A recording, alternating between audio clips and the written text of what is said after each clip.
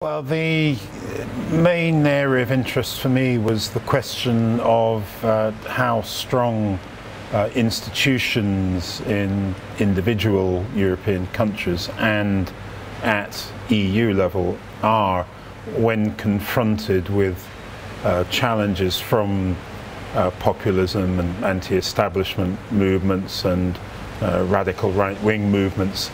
And I think the story was not one of despair and gloom, actually. And in the case of Italy, one can see that the democratic institutions of the country responded quite effectively to the challenge that was thrown down to them by Matteo Salvini of the Lega in August, when he tried to force an early election and failed. And only 2 months later we have a completely different government in power and he's in opposition. Similarly, I think the response of the House of Commons in London to Boris Johnson's government's efforts both to force an election and to essentially deny Parliament any say at all over the procedure of Brexit, that also shows you the strength of institutions. So that's quite important. On the other hand, we were talking about the fragmentation of the party political systems around Europe, and there's no denying this is still going on and probably has some way to continue. One thinks of Germany, for example.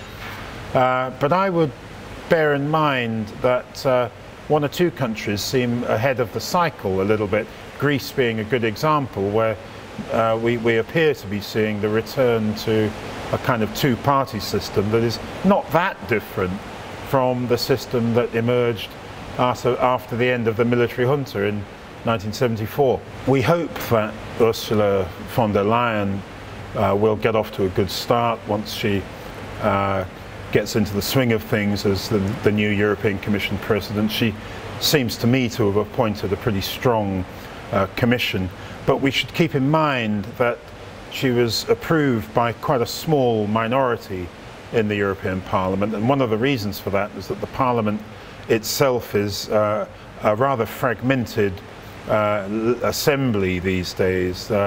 There's no one party that commands a majority or even anything near a majority, and it seems to me she will have to build different types of coalitions around different topics if she's going to get the best out of these 5 years when she's in power. One of the important tests, of course, will be when something unexpected happens. I mean, you can't plan for everything, and it will be very important that the Commission and the other EU institutions respond as efficiently and quickly as possible. That was something that we didn't really see during the Eurozone and migrant and refugee crises. With regard to the UK, the area that I would invite you to pay more attention to is the question of the emerging national identities and nationalisms inside the UK.